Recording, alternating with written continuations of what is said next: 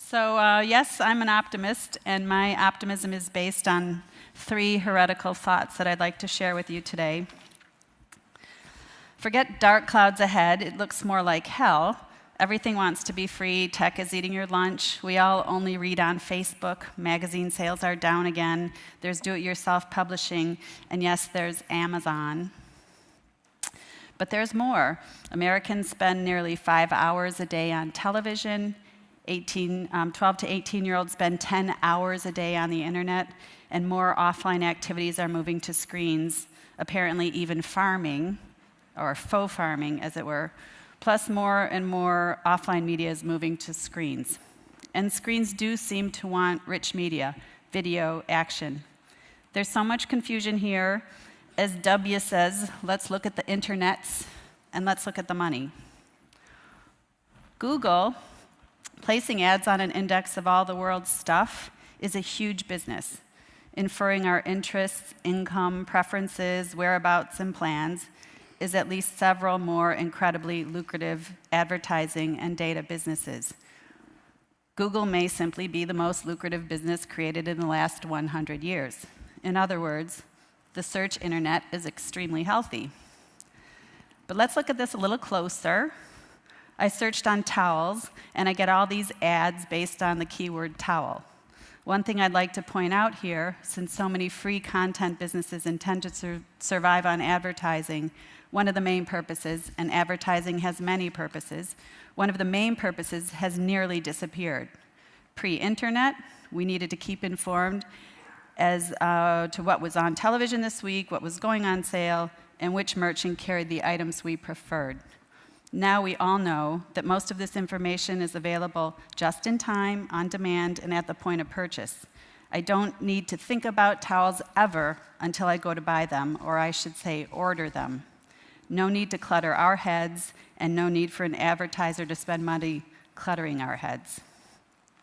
But look at this. This is a search on Egypt. It doesn't seem that Google has such a robust business selling ads on less commercial content. I wonder what their incentive is to continue to spider and index billions of pages that seem to have no value to their advertisers.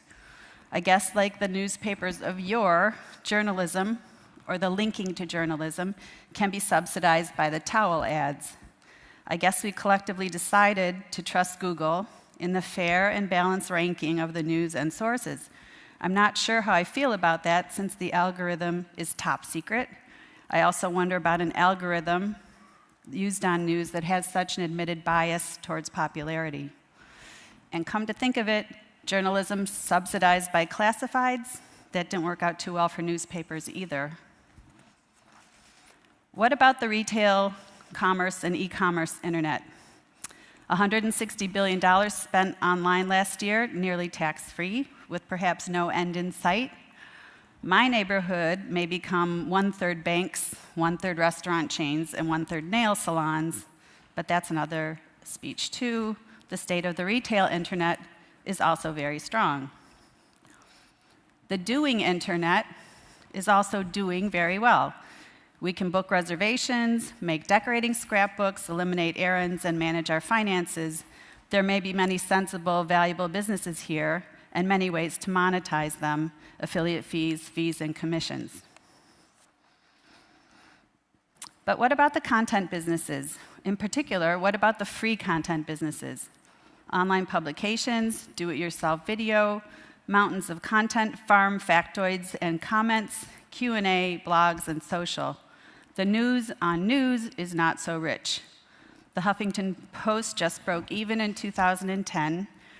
The Newsweek Daily Beast combo lost $30 million in 2011. Demand media stock is down to $6 from $23. The New York Times said About.com's revenue fell by 26%. And Facebook, even though it booked $3 billion in revenue last year, that's only $4.39 per user. The free media business seems to be not such a great business. There's a huge amount of capital hiding the fact that many of these businesses are not very profitable. Please notice many of them are rushing to video. Let's call it TV, where the revenues are higher. The Huffington Post is launching 12 hours of video a day this summer. YouTube, the Citadel of do-it-yourself video, is launching 200 professional video channels. And yesterday, Amazon announced it was creating TV programs. So here's my number one heretical thought. The web-based, ad-supported content business kind of stinks. She's a witch. I know. And there's more. It's not going to get better, it's going to get worse. My second heretical thought, it's going to become more competitive, more cluttered, and more crowded. Granted, there's still a lot of money to be made. And 3, that advertising and data alone can finance a healthy, free media internet has been a very toxic meme to professionally content of all forms. Repurposed, recirculated journalism and professionally made content was actually the fuel for much of the internet's Act 1, whether it wanted to be free or not. This meme, that content wants to be free, has been almost a theology, which reminds me of the Emo Phillips joke by way of Richard Wurman. I used to think that the brain was the most wonderful organ in my body. Then I realized, hey, look who's telling me this.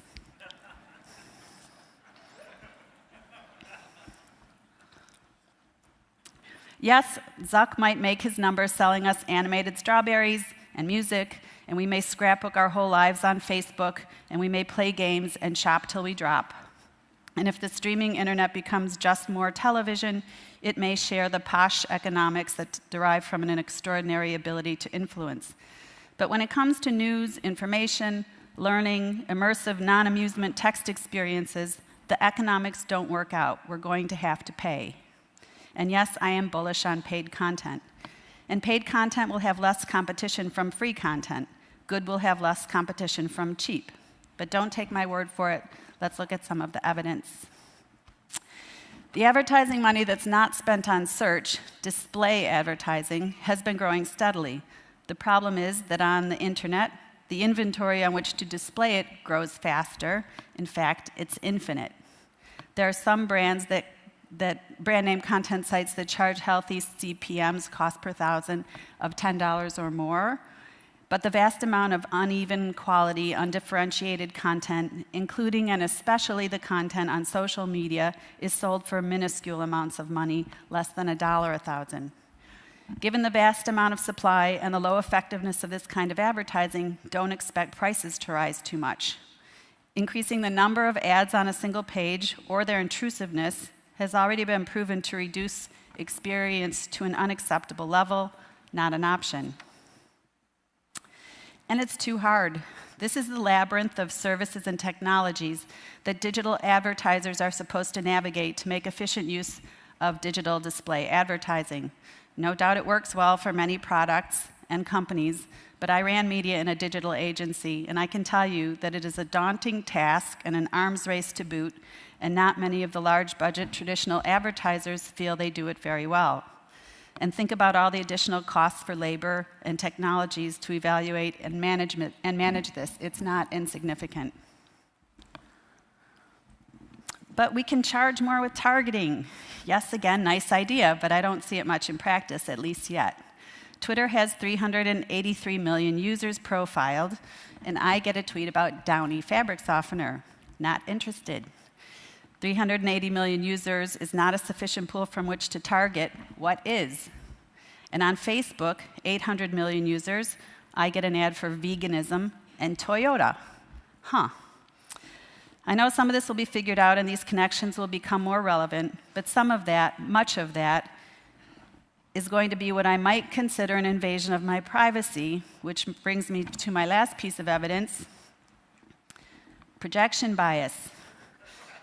I know we're being told that privacy shouldn't matter, that young people are different. I know young people are different.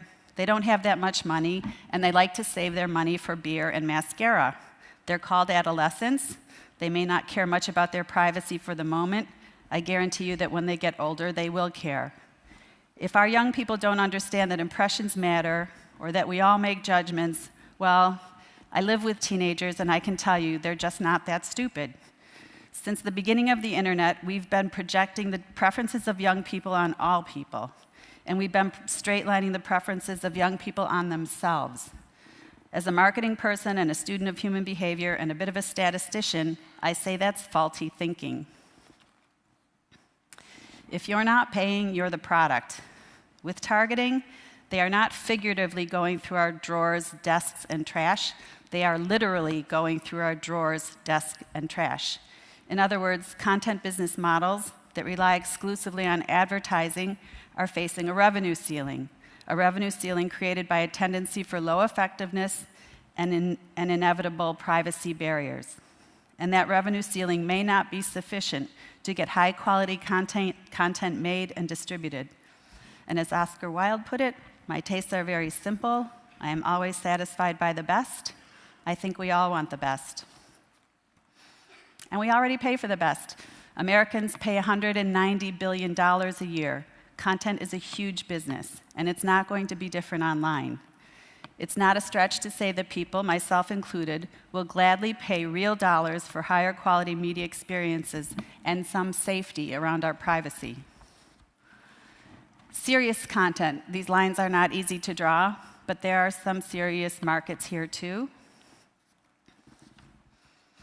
But most importantly, this tablet, this ebook reader, and especially this tablet, is a game changer.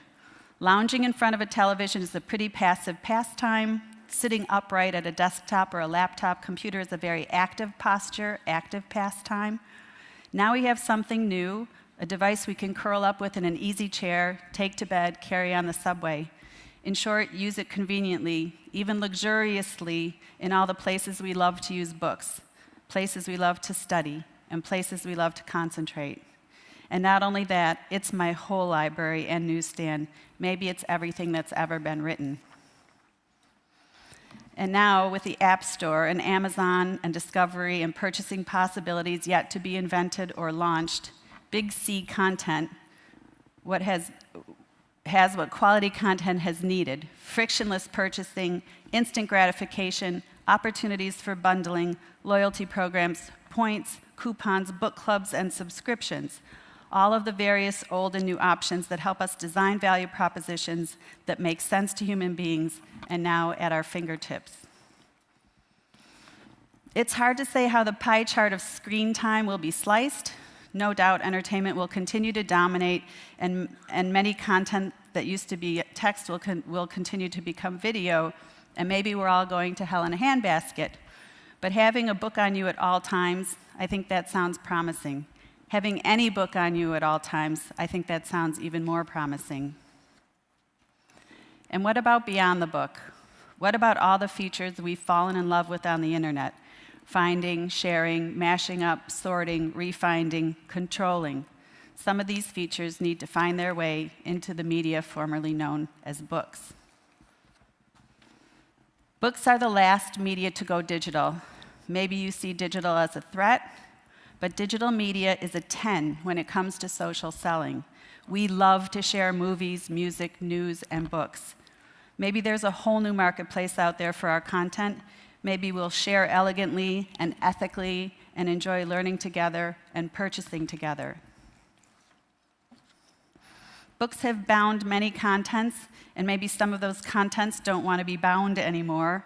Recipes, sightseeing, maybe even calculus, and that may be painful. But what about all the new opportunities for professionally made expert content? Last year I said I believed in the durability of well-made things. This year I say I believe in the economic value of well-made things. Big C content. Publishing is an old-growth forest of craft, wisdom, market-making, cultivation, taste-making, risk-taking, grooming, editing, curating, fact-checking, branding, presentation, entertaining, satisfying, inspiring, and teaching. What is it going to make in the second act? What is it going to make better in the second half? Because yes, it's halftime in publishing. I'm from Detroit, and I think maybe it's the better half. Think about it. Blogs taught us that generating fresh thinking worth reading on an ongoing basis is hard work. Flickr taught us what a good photo is. Twitter taught us how hard it is to be dense and concise. and sharing together, we'll find it even faster and appreciate it even more. Social media may actually amplify the distinctions between great and okay. And as Bob Garfield has said, we're getting crap fatigue.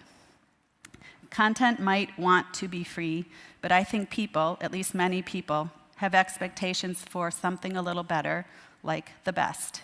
And call me crazy, but we will pay for it. And what do you know? Steve Jobs has a quote for this.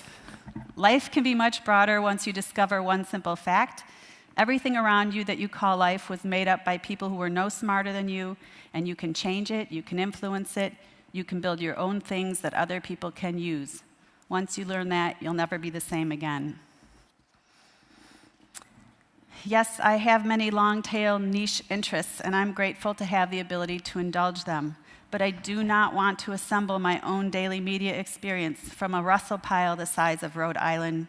I don't want to second-guess the credibility, sources, fact-checking, timeliness, and accuracy of every piece of information that crosses my screen. I don't really want to edit or curate. I have a job, I have a life, I have interests, I have a doctor's appointment, I have a dream that all the best stuff made by professionals who are talented and effortful and criticized and emboldened and full-time are making news and articles and books and many other forms of fancy new apps and media. And I can find it, and I can buy it, and I can share it, and I can save it, and I can reuse it, and I can reorganize it. And I will pay for it, and so will hundreds of millions of other people, and some of them are even teenagers. Thank you for your kind attention.